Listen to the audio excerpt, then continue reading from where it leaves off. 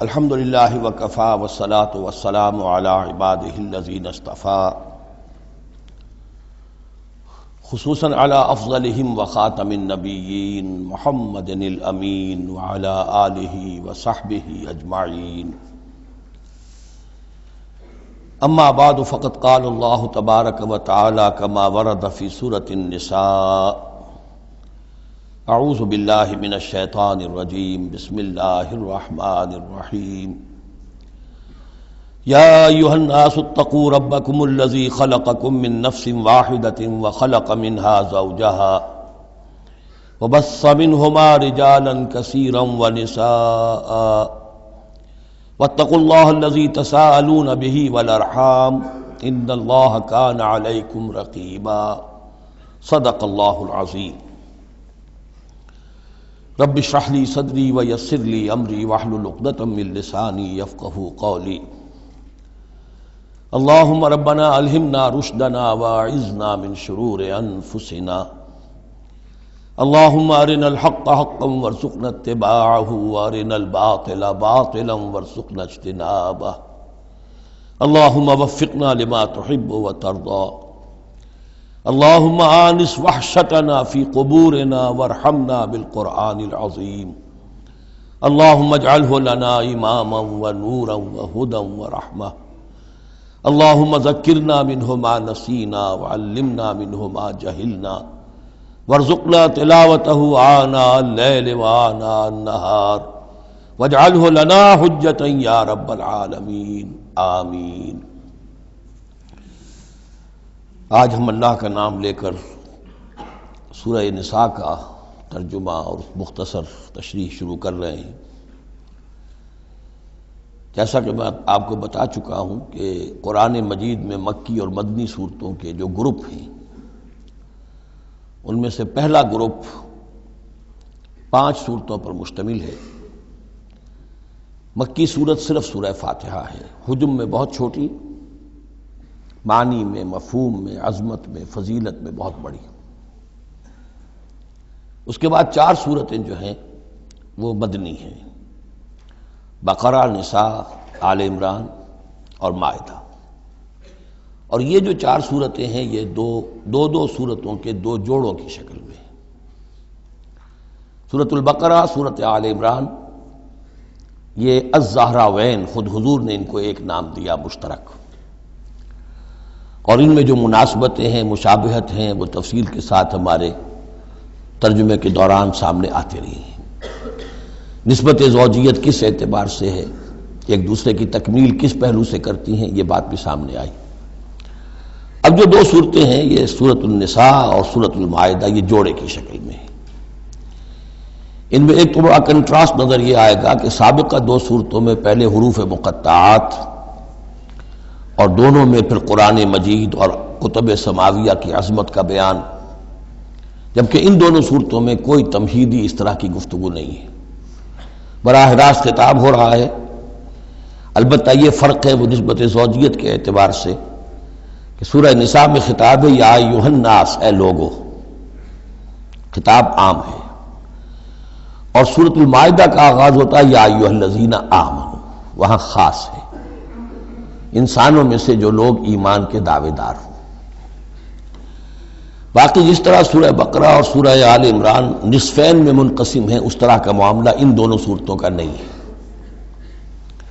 اپنے اسلوب کے اعتبار سے یہ دونوں صورتیں سورہ بقرہ کے نصف ثانی کے مشابہ ہیں، یعنی چند مضامین کی لڑیاں چل رہی ہیں لیکن آپس میں اس طرح بٹی ہوئی ہیں، گتھی ہوئی ہیں رسی کی طرح کہ وہ نظر آئیں گی کٹواں، ایک لڑی لال ہے، ایک پیلی ہے، ایک ہری ہے، ایک نیلی ہے، لیکن جب آپ ان کو بٹ دیتے ہیں تو ایک طرف سے دیکھیں گے تو وہ کٹا پھٹا رنگ نظر آئے گا، مسلسل لال نہیں نظر آئے گا، مسلسل پیلا، نہ نیلا نہ ہرا۔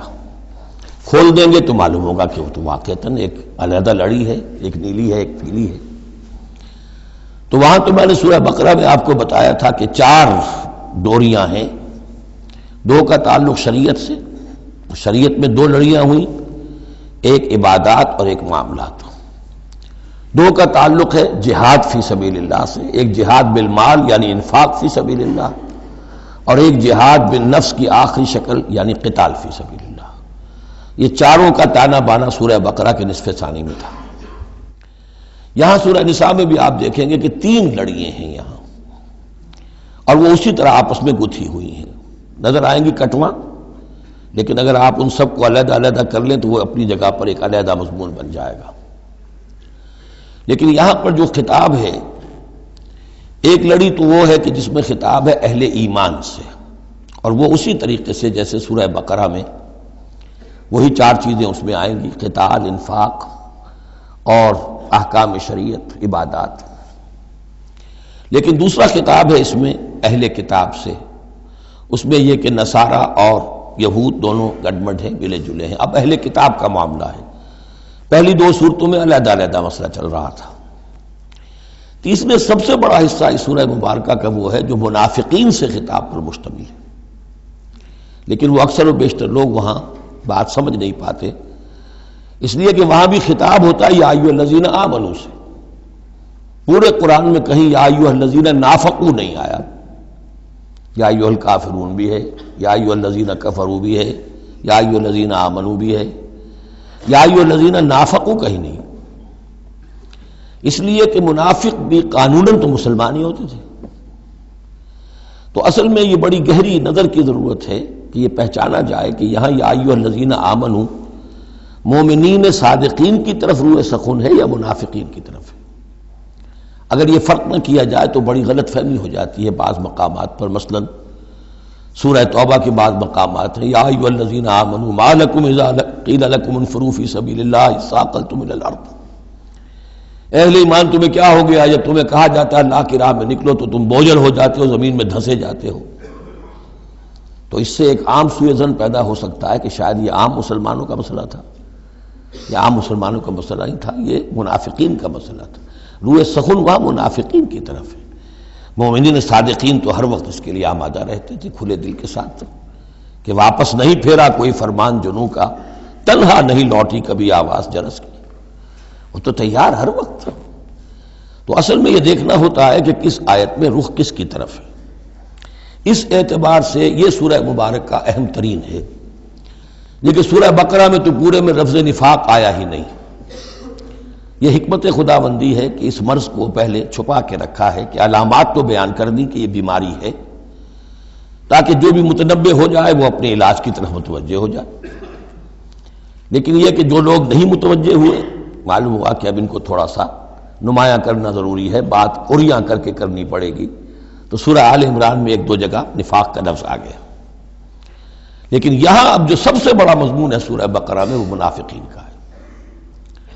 یوں سمجھیے کہ 176 جو اس کی آیات ہیں، اس میں سے 55 آیتیں ہیں کہ جن کا جو میرا تجزیہ ہے روح سخن ہے مومنین صادقین کی طرف. صرف 37 آیات ہیں کہ جن میں خطاب ہے اہل کتاب سے، یہود اور نصارہ سے مشترک طور پر، اور 84 آیات ہیں جن میں خطاب منافقین سے. لیکن وہی بات جو میں نے عرض کی کہ جہاں بھی ان سے بات ہوگی یا ایھا الذین آمنوا کے حوالے سے ہوگی، اس لیے کہ ایمان کے دعوے دار تو وہ بھی تھے. منافق تو وہی ہوتا ہے کہ جو دعویٰ کرتا ہے ایمان کا، چاہے وہ شعوری طور پر منافق ہو چاہے غیر شعوری طور پر منافق ہو، لیکن یہ کہ دعویٰ ایمان تو اس میں موجود ہوگا. سورہ نساء اور سورہ مائدہ کے مابین ایک فرق نوٹ کر لیجئے. انسانی تمدن میں سب سے بنیادی چیز جو ہے وہ ہے معاشرہ، اور معاشرے میں عورت اور مرد کا تعلق. اور نمبر 2، جو معاشرے میں کچھ کمزور طبقات ہوتے ہیں ان کے لحاظ کا خیال، ان کے حقوق کا لحاظ کرنا. یہ مضمون آپ کو ملے گا سورہ نساء میں. آئلی قوانین تفصیل سے آ چکے سورہ بقرہ میں. جو رشتہ جڑتا ہے ایک مرد اور ایک عورت کے مابین ازدواج کا، جس سے کہ پھر خاندان وجود میں آتا ہے، تو وہ جو سب سے بنیادی یونٹ ہے معاشرے کا، اس کی جڑ بنیاد کا تو سارا تفصیل سے معاملہ آ چکا ہے سورہ بقرہ میں. سورہ آل عمران اس اعتبار سے منفرد ہے کہ اس میں شریعت کے احکام نہیں ہیں سوائے اس ایک حکم کے جو سود کے بارے میں آیا ہے، لا تاکلوا الربا اضعافا مضاعفا. کوئی اور احکام شریعت جو ہے اس میں نہیں. لیکن یہاں اب آپ کو جو تمدن کی معاشرتی سطح کے اوپر خاص طور پر جو دبے ہوئے پسے ہوئے طبقات تھے اس معاشرے میں، ان کی ایمینسیپیشن، ان کو اوپر اٹھانا، ان کے حقوق کی طرف متوجہ کرنا، یہ آپ کو نظر آئے گا۔ پھر اس معاشرے کے اندر سیکس کا معاملہ، اگر سیکشول انارکی ہو تو تباہی پھیل جائے گی، تو اس میں ابتدائی اقدامات جو ہیں وہ اس صورت کے اندر آئے ہیں۔ سیکس ڈسپلن کیسے امپوز کرنا ہے مسلمانوں تمہیں اپنے معاشرے کے اندر، بے راہ روی سے کیسے ڈیل کرنا ہے۔ تو اس طریقے سے تمدن کی جو بنیادی جو منزل ہے اس پر گفتگو ہو رہی ہے۔ سورہ مائدہ میں جا کر پھر جو تمدن کی بلند ترین منزل ہے ریاست، اور یہ کہ پھر اعلیٰ سطح کے اوپر عدالتی نظام، چوری ڈاکہ وغیرہ کا سد باب، اس کے لیے کیا حدود ہیں، اس کے لیے کیا تعزیرات ہیں، یہ بھی آگے آئیں گی۔ باقی سورہ نساء میں جیسے ہے ویسے ہی سورہ مائدہ میں بھی اہل کتاب سے بھی آخری خطاب ہوگا۔ تو جیسا کہ میں نے عرض کیا تھا کہ یہ پہلا گروپ جو ہے اس میں دو لڑیاں ہیں، ایک ہے یہ شریعت کا گروپ ہے، شریعت شروع ہو رہی ہے، بلو پرنٹ اس کا سورہ بقرہ سے، اس کے تکمیلی احکام سورہ مائدہ میں، اور دوسرا اس میں خطاب ہے اہل کتاب کے ساتھ، وہ بھی تدریجاً بڑھ کر آخری باتیں وہ ہے کہ جو پھر سورہ مائدہ میں ہمیں ملیں گی۔ بس اتنی تمہید، اور اس میں بھی خاصا وقت صرف ہو گیا ہے۔ یا ایھا الناس اتقوا ربکم الذی خلقکم من نفس واحدۃ۔ اب دیکھیے معاشرتی مسائل کے ضمن میں گفتگو ہے تو ایسی بنیادی بات سے شروع کی ہے، اے لوگوں اپنے اس رب کا تقوی اختیار کر لو جس نے تمہیں ایک جان سے بنایا، وخلق منہا زوجہا، اور اسی سے اس کا جوڑا بنایا۔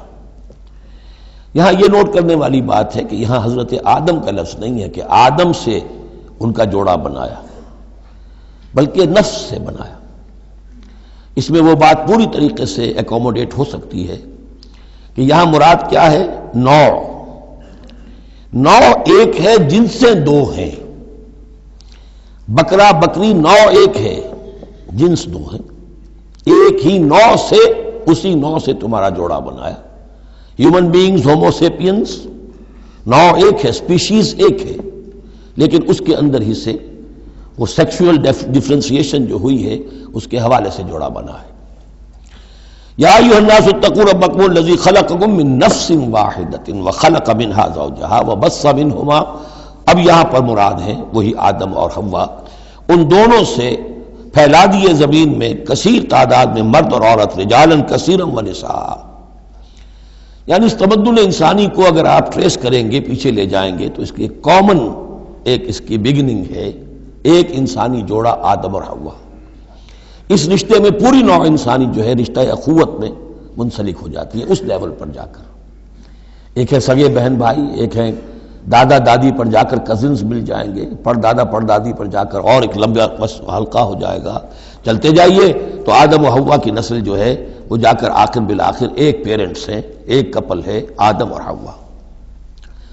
واتقوا اللہ الذی تساءلون بہ والارحام، اور اس دیکھیے ایک ہی آیت میں دوسری مرتبہ پھر تقوی کا حکم، اور تقوی اختیار کرو اس اللہ کا جس کا تم ایک دوسرے کو واسطہ دیتے ہو۔ آپ کو معلوم ہے کہ دنیا میں فقیر بھی مانگتا ہے تو اللہ کے نام پر مانگتا ہے، اللہ کے واسطے مانگتا ہے، اور اکثر و بیشتر معاملات جو تمدنی ہوتے ہیں، گھریلو جھگڑے ہوں، ان کو بھی جب نمٹانا ہوتا ہے تو آخر کار کہنا پڑتا ہے کہ اللہ کا نام مانو اور تم یہ بات چھوڑ دو، اپنی ضد سے باز آ جاؤ۔ تو جہاں آخری اپیل کرنی ہے اللہ کے حوالے سے تو اس کا تقوی اختیار کرو، تو یہ جھگڑے ہو گئی نہیں، اس کے احکام پر چلو۔ اس نے سوسائٹی کے مختلف طبقات کے حقوق معین کر دیے، مرد کے حقوق، عورت کے حقوق، رب المال کے حقوق، عامل کے حقوق، مضاربت ہے تو ایک وہ ہے کہ جس کا سرمایہ ہے اور ایک وہ ہے کہ جو کام کر رہا ہے، دونوں کے کیا حقوق ہیں، کیا اختیارات ہیں۔ اگر ان کی پیروی کی جائے، ان کی پابندی کی جائے تو جھگڑا نہیں ہوگا۔ والارحام، اور رحمی رشتوں کا لحاظ رکھو۔ یہ وہ رحمی رشتہ ہے جیسا کہ میں نے بتایا، والدہ پر جا کر بہن بھائی ایک ہو گئے، دادی پر جا کر ایک اور بڑی تعداد میں ایک ہو گئے، یہ رحمی رشتے ہیں۔ لیکن انہی رحمی رشتوں کو پھیلاتے چلے جائیے تو کل بنی آدم، اور جتنی بھی بنات حوا ہیں وہ سب ایک ہی نسل سے، ایک ہی باپ اور ایک ہی ماں کی اولاد ہیں۔ ان اللہ کان علیکم رقیبا، یقیناً اللہ تعالیٰ تم پر نگران ہے۔ یہ تقویٰ کی روح ہے۔ اگر یہ خیال رہے کہ میں کسی کی نگاہ میں ہوں، کوئی مجھے دیکھ رہا ہے، میرا ہر عمل اس کی نگاہ میں ہے، چھپا ہوا نہیں ہے، چاہے میں نے سب دروازے بند کر دیے، کھڑکیاں بند کر دیں اور پردے لگا دیے، سب کچھ ہو گیا، لیکن ایک آنکھ سے میں نہیں چھپ سکتا۔ ان اللہ کان علیکم رقیبا، اگر یہ مستحضر رہے تو پھر تقویٰ ہوگا، پھر اللہ کے حکم کی پابندی کی جائے گی۔ اب دیکھیے یہ حکمت نبوت ہے صلی اللہ علیہ وسلم، اس آیت کو حضور نے خطبہ نکاح میں شامل کیا، کیونکہ نکاح کا موقع کیا ہوتا ہے کہ ایک مرد ایک عورت کے درمیان پھر وہی رشتہ ازدواج قائم ہو رہا ہے، آدم کا ایک بیٹا، حوا کی ایک بیٹی، پھر اسی رشتے میں منسلک ہو رہے ہیں جس میں کہ آدم اور حوا تھے، جس طرح ان سے نسل پھیلی ہے اب ان سے آگے نسل بڑھے گی۔ لیکن یہ کہ اس پورے معاشرتی معاملے میں، خاندانی معاملات میں، عائلی معاملات میں، جیسے سورہ بقرہ میں ہم نے دیکھا کتنی مرتبہ واتقوا اللہ واتقوا اللہ واتقوا اللہ، تقویٰ نہیں ہوگا تو پھر خالی قانون جو ہے اس کے اندر وہ تاثیر نہیں ہوا کرتی۔ قانون کو تو تختہ مشق بھی بنایا جا سکتا ہے، وَلَا تَتَّخِذُوا آیَاتِ اللَّهِ هُزُوًا، اللہ کی آیات کا ٹھٹا ہی نہ بنا دو، کہ قانون کا تقاضا تو پورا ہو رہا ہے لیکن اس کی جو روح ہے وہ بالکل ختم ہو جاتی ہے۔ وَآتُوا الْيَتَامَىٰ أَمْوَالَهُمْ، اور وہ جو دبے ہوئے طبقات ہیں ان میں سے یتیم ایک اہم طبقہ تھا، ان کے کوئی حقوق نہیں تھے، مال ان کے ہڑپ کر لیے جاتے تھے، کمزور تھے۔ وَآتُوا الْيَتَامَىٰ أَمْوَالَهُمْ وَلَا تَتَبَدَّلُوا الْخَبِيثَ بِالطَّيِّبِ، ان کا مال جو ہے اس میں سے اچھا مال لے لیا، برا ان کو اپنا برا مال ان میں شامل کر دیا۔ انہیں کیا پتہ چلا؟ اگر اول تو یہ کہ ہڑپ ہی کر گئے، نہیں تو بہت متقی ہوئے تو چلیے تعداد پوری کر دی، لیکن یہ کہ ان کا جو اچھا مال تھا اپنے طرف لے لیا اور ردی مال ادھر لگا دیا۔ وَلَا تَأْكُلُوا أَمْوَالَهُمْ إِلَىٰ أَمْوَالِكُمْ، اور ان کے مال اپنے مالوں میں شامل کر کے ہڑپ نہ کرو۔ إِنَّهُ كَانَ حُوبًا كَبِيرًا، یقیناً یہ بہت بڑا گناہ، بہت بڑے بوال کی بات ہے۔ وَإِنْ خِفْتُمْ أَلَّا تُقْسِطُوا فِي الْيَتَامَىٰ، اور اگر تمہیں اندیشہ ہو کہ تم یتیم بچیوں کے بارے میں انصاف نہیں کر سکو گے، یعنی یتیم ایک تو لڑکا ہوا، چلیے اس کی ایک زندگی ہے، ایک خاص حد کو پہنچنے کے بعد وہ ایک انڈیپینڈنٹ لائف اختیار کر لے گا۔ یتیم لڑکی کا معاملہ یہ ہوتا تھا کہ وہ یہ کہ کوئی ولی ہے، اس سے انہیں نکاح بھی کر لیا لڑکی سے تاکہ اس کا مال بھی قبضے میں آ جائے، اور چونکہ یتیم ہے اس کے پیچھے اس کے حقوق کی نگہداشت کرنے والا کوئی ہے ہی نہیں۔ اگر ماں باپ ہوں تو ظاہر بات ہے کہ پھر وہ بچی کے حقوق کے بارے میں بھی تو کچھ بات کر سکیں، لہذا جس طرح چاہیں اس پر ظلم کریں، ان کا کوئی پرسان حال نہیں۔ تو اس میں خاص طور پر کہ یتیم ایک تو ہے لڑکا اور ایک لڑکی یتیم۔ وَآتُوا الْيَتَامَىٰ، اسے منکرین سنت نے، منکرین حدیث نے اس آیت کو مختلف طریقے سے وہ تعبیر کیا ہے، لیکن وہ میں یہاں اس وقت بیان نہیں کر سکتا۔ جو مفہوم میں صحیح سمجھتا ہوں، جو سلف سے چلا آ رہا ہے، جو حضرت عائشہ صدیقہ رضی اللہ تعالی عنہا سے مروی ہے، تو میں وہی بات بیان کر رہا ہوں۔ یہاں جو ہے دوسری آیت میں، یہ تیسری آیت میں، وہ یتامہ سے مراد ہے یتیم بچیاں، یتیم خواتین۔ وَإِنْ خِفْتُمْ أَلَّا تُقْسِطُوا فِي الْيَتَامَىٰ فَانكِحُوا مَا طَابَ لَكُم مِّنَ النِّسَاءِ مَثْنَىٰ وَثُلَاثَ وَرُبَاعَ، تو پھر یہ ہے کہ تم ان یتیم بچیوں سے نکاح مت کرو، اور تمہیں جو پسند ہو، اگر ضرورت ہے دو دو تین تین چار چار کی حد تک تمہیں اجازت ہے، نکاح کر سکتے ہو۔ تعدد ازدواج کی یہی آیت قرآن مجید میں۔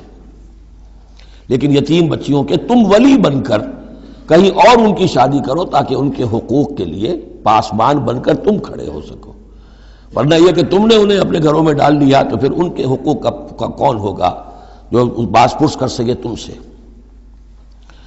فَإِنْ خِفْتُمْ أَلَّا تَعْدِلُوا، البتہ یہ جو ہم نے آزادی دی ہے دو دو تین تین چار چار، اس کی ایک شرط ہے، اور وہ یہ کہ اگر دو شادیاں ہیں، تین ہیں، چار ہیں، تو عدل ہو۔ وَإِنْ خِفْتُمْ أَلَّا تَعْدِلُوا، اگر تم ان میں برابری نہ کر سکو، یہ اندیشہ ہو، فَوَاحِدَةً، تو پھر ایک